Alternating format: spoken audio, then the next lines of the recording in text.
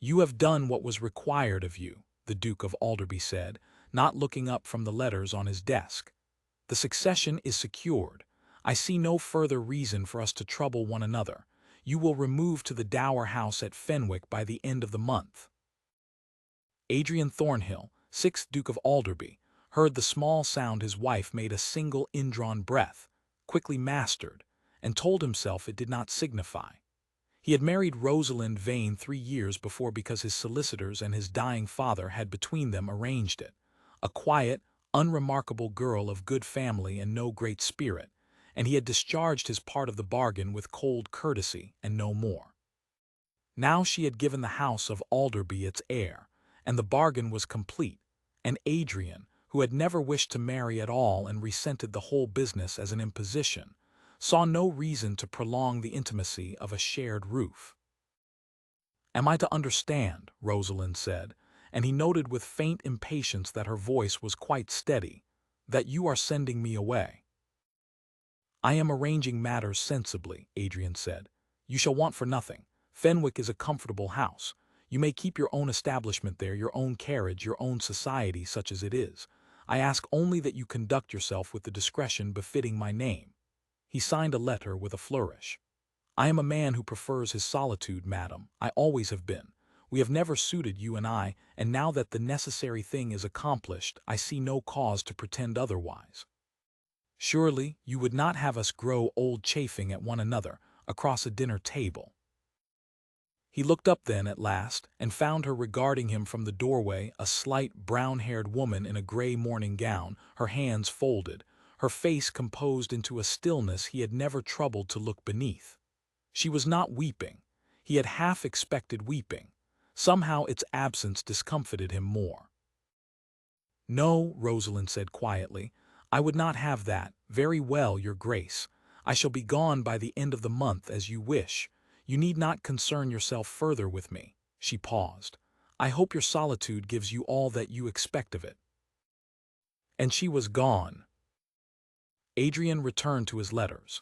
If some small unease moved in him, if the great house seemed, in the weeks that followed her departure, a degree quieter and colder than he had bargained for, he attributed it to nothing more than the natural adjustment of a household to change and put it from his mind. He had what he had always wanted. He had his solitude. He told himself, through that first long winter, that he was content. 4 years passed. They passed, Adrian would later reflect, more slowly than any 4 years of his life. He filled them with the management of his estates which prospered, with the affairs of the county in which his word was law, with the cold satisfactions of a man who answers to no one and is answered by all. He did not go to Fenwick. He sent, each quarter, a sum more than generous, and received in return a brief, correct note of thanks in a hand that grew, over the years, subtly finer and more assured. He did not remark upon it. He did not, if he was honest with himself in the small hours when honesty could not be avoided, allow himself to think of Rosalind Thornhill at all. And then, in the spring of the 5th year, the Duke of Alderby went up to London for the season, a thing he did rarely and disliked heartily, because a matter of politics required his presence, and he attended, with great reluctance, a ball at Carrington House. He was standing at the edge of the room, as was his custom, wearing the expression that had earned him his reputation for cold hauteur, when he became aware that the whole company had turned, as one, toward the great staircase. A woman was descending it. She was, Adrian thought, quite the most striking creature he had seen in years. She wore a gown of deep sapphire silk that caught the candlelight as she moved, and she carried herself with an unhurried, queenly assurance, and there was about her a quality of luminous self-possession that drew every eye in the room and held it. Men bowed as she passed. Women watched her with the particular attention women reserve for one of their own who has mastered the art of being admired. She laughed at something a gentleman said, a low, warm, unforced laugh, and Adrian found, to his own considerable astonishment, that his pulse had quickened at the sound of it. "Who," he said to Lord Carrington, "is that woman?" His host looked at him strangely. "That Alderby? Why, surely you jest." "I do not jest. I have never seen her before in my life. Who is she?" Carrington's face underwent a series of expressions: surprise, incredulity, and then something that was very nearly pity.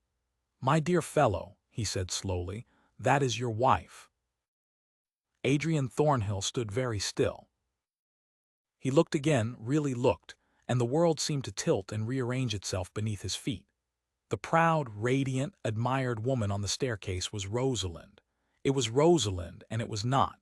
It was the quiet gray girl he had dismissed with a flick of his pen 5 years before, transformed into something he did not recognize and could not stop looking at. The stillness he had once mistaken for meekness had ripened into a deep and gracious composure.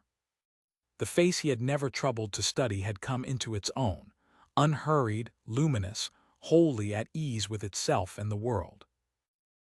She had not needed him, he understood in that reeling moment. She had bloomed without him, had done, perhaps, precisely because he had let her go. She saw him. He watched the recognition cross her face, watched her steady it, watched her incline her head in a greeting of perfect, distant courtesy, as one acknowledges a slight acquaintance. And then she turned back to her circle of admirers as though he were of no more consequence than the pattern in the carpet. And Adrian Thornhill, Duke of Alderby, who had spent 5 years being answered by all and answering to none, stood alone at the edge of the room and felt, for the first time in his life, entirely overlooked. He did not sleep that night. He told himself it was absurd.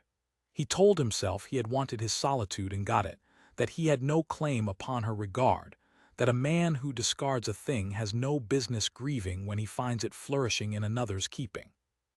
But the arguments rang hollow, and beneath them, cold and clear, ran a single unbearable current of truth, that he had had something rare and had not known it, that he had held a quiet, steadfast, undemanding devotion in his careless hand, and had thrown it away as one throws away a thing of no worth, and that the woman he had called unsuited to him was the only woman he had ever wished to sit across a dinner table from for the rest of his life. He called at her London house the next morning. He had never in his life called upon anyone. Men called upon the Duke of Alderby. He stood upon her step feeling every inch a supplicant, and was shown into a drawing-room of quiet elegance, and waited a full half-hour, which he understood, with a new and painful humility, was deliberate, before Rosalind came to him. "Your Grace," she said, and offered him her hand with the same cool courtesy she might have shown a stranger. "This is an unexpected honor. To what do I owe it?" Rosalind. Her name felt strange and precious in his mouth. He realized he had scarcely ever spoken it. "I saw you last night. I confess I did not at first know you." "No," she agreed, seating herself and gesturing him to a chair. "I imagine you did not. I was not, when you last troubled to look at me, a person worth remembering." She said it without heat, which was somehow worse than any reproach. "But you have not come, I think, merely to tell me I have changed. What is it you want, Adrian?" He had rehearsed 100 graceful speeches in the sleepless night and found now that not one of them would serve. "I want," he said, and stopped and began again with a plainness that cost him more than pride. "I have been a fool. I married you because I was made to, and I sent you away because I thought I wanted nothing so much as to be left alone, and I have spent 5 years discovering that I was wrong in every particular. I thought you meek. You were only patient. I thought you unremarkable. I had simply never troubled to remark you. I let you go because I believed you were nothing that I wanted, and I have learned, too late, that you were the only thing I have ever wanted at all." For a moment something flickered behind her composed face, some old grief, quickly mastered. Then it was gone. "You are eloquent, Adrian," she said, "now that I am admired by other men. I wonder whether you would have found these fine words if I had come back to you dowdy and grateful, exactly as you dismissed me." She rose and went to the window. "You did not want me when I was yours. You want me now because London wants me. Forgive me if I find the distinction rather important." "You are right to say so," Adrian said, and did not defend himself because there was no defense. "You are right to distrust me. I have earned every particle of it. I will not insult you by pretending my eyes were not opened at that ball. They were. But hear me, Rosalind. It was not your gown, nor your admirers, nor the turning of the room. It was your laugh. You laughed at something a stranger said, and I realized I had never once in 3 years of marriage heard you laugh, and I understood in that instant that I had lived beside a warm and living woman and had kept her so cold and so small that she never laughed, and that the warmth was there all along, waiting only for someone to want it. I did not deserve to hear it. I want to spend the rest of my life earning the right to. Rosalind did not turn from the window, but she did not send him away either. I will not be sent to Fenwick a second time, she said at last, very low. I will not be a thing you take up when it pleases you and set down when it does not. I have built a life, Adrian, out of the ruins you left me. I have learned that I am worth a great deal more than you once assessed me at. I will not surrender that certainty for any man's belated flattery. I do not ask you to surrender it, he said. I ask you to let me learn it too. Not to command you home, I have no right to command you anything, to court you, properly patiently as I never did, to call and be refused and call again, to prove across whatever span of time you require that the man who dismissed you is dead, and that the man who remains knows precisely what he threw away and will spend his life on his knees for the chance to have it back. He paused. And there is one more thing. There is a small person at Alderby who asks with some regularity when his mother is coming home. I have not known what to tell him. I find I can no longer bear to tell him nothing. At that Rosalind did turn, and for the first time the composure cracked, and Adrian saw beneath it the old tenderness and the old wound both at once. That was cruelly said, she whispered, if you said it only to move me. I said it because it is true, Adrian answered, and because I have done with saying anything but the truth to you for the rest of my life. Come home, Rosalind. Not because I command it, because I am asking, I, who have never asked anyone for anything, and because I love you, which I did not know how to do 5 years ago and have been learning, alone and too late ever since. She was silent a long while. When she spoke, her voice was steadier than his. Then you will court me, Adrian, she said, as you say, here in London before the very people who watched me be admired last night.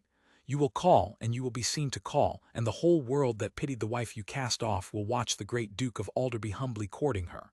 And I will make no promises until I am certain, quite certain, that it is me you want, and not merely the woman other men admire. A ghost of the low, warm laugh he had fallen in love with touched her mouth. I am no longer meek, you understand. I have grown expensive. I would pay any price you named, Adrian said, and count myself a bargain.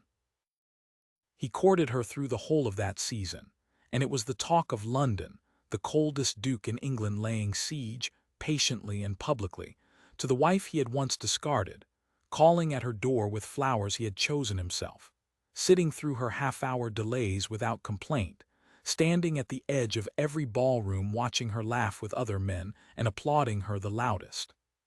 Society, which had begun by pitying her, ended by envying her, and Rosalind, who had once fled a cold house in a gray gown with her composure held together by will alone, found herself, week by careful week, believing him. He was not the man who had sent her away. That much was plain.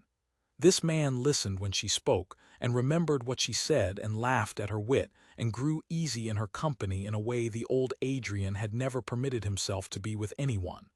The winter had gone out of him. She had not thought it, her absence had. And when at last, on a warm evening at the very end of the season, he asked her for the second time in their strange marriage, and the first time as a man who understood what he was asking, whether she would come home to Alderby and be his wife in truth, she found that the certainty she had waited for had quietly arrived. Yes, she said, but you will remember, Adrian, all your life that I did not need you, that I bloomed without you, that I came back not because I could not do otherwise but because I chose to.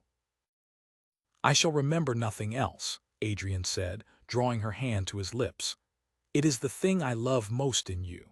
You are the one person alive who does not need the Duke of Alderby, and the only one I cannot do without. They went home together, the pair of them, up the long avenue to the great house that had been so cold and quiet for 5 years, where a small person waited on the steps in the gold light of a late summer evening, watching the carriage come.